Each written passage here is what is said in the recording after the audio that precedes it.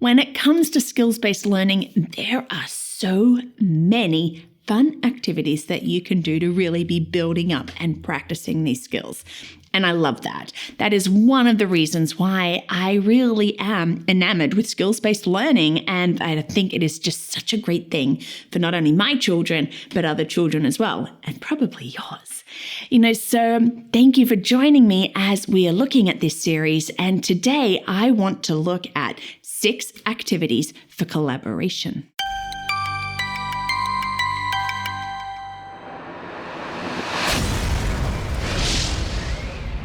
Hi, and welcome to Learning Life, and thank you so much for joining me as we continue on with this series about skills-based learning, and you get to see my love for it.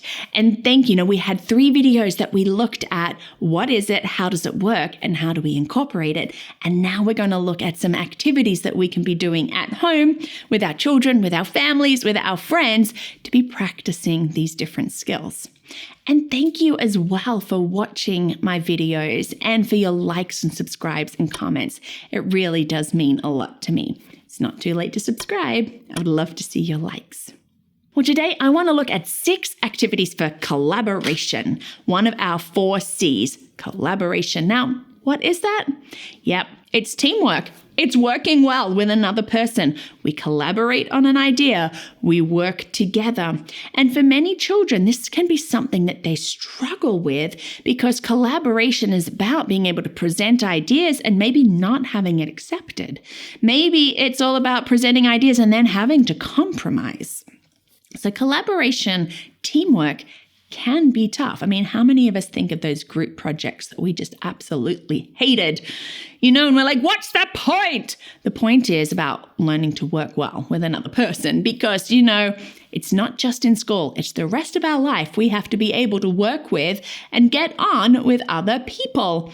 Now, what you're going to see with these activities that many times there is an overlap with the other skills. You know what? That's a good thing, okay? Really, none of them just stand alone, but we can have a primary focus like today, collaboration, and you will see that other skills sort of set themselves in there too. So it's a win-win. Having fun, learning, covering multiple skills, yes. So let's jump in and let's look at the 6 activities that I have today for collaboration.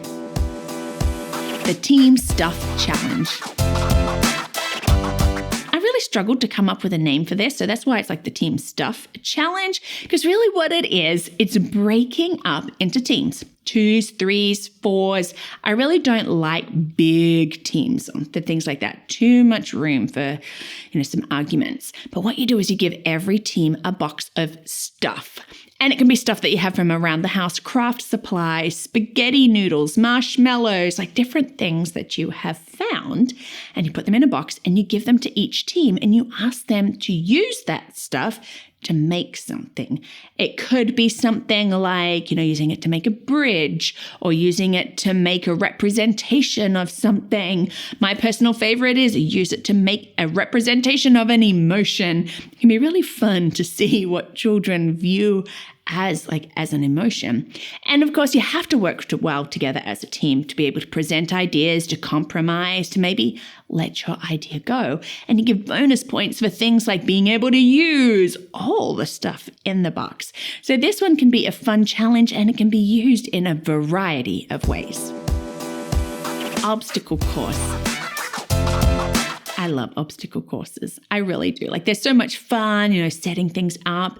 Usually outside is great, though of course you can do them inside with that challenge that you've got to win. Now, when you're doing it as a team, what it means is that the team has to work together to make sure that you're all getting across the finishing line. You are completing this obstacle course.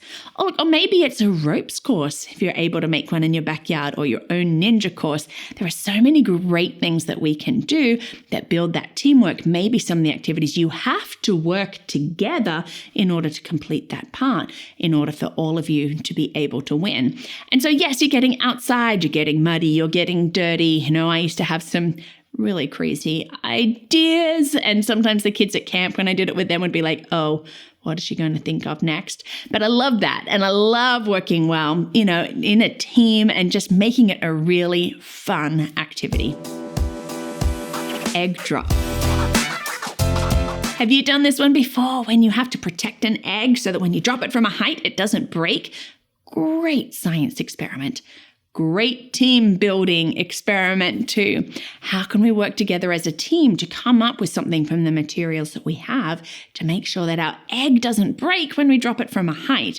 Again, there's lots of compromise and there's ideas and it's working together, but we're also problem solving, which is a really good thing. We're having to use our critical thinking, but as well, we're communicating with each other to make sure that we've reached that end goal.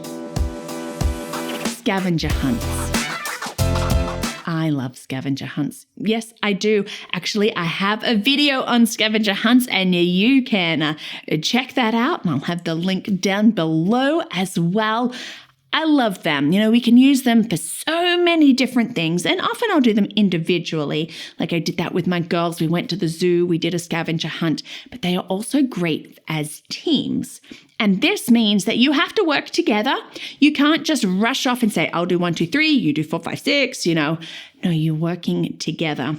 I actually have been known to make sure that the teams are connected in one way, like maybe, tying string around wrists so that they can't get away.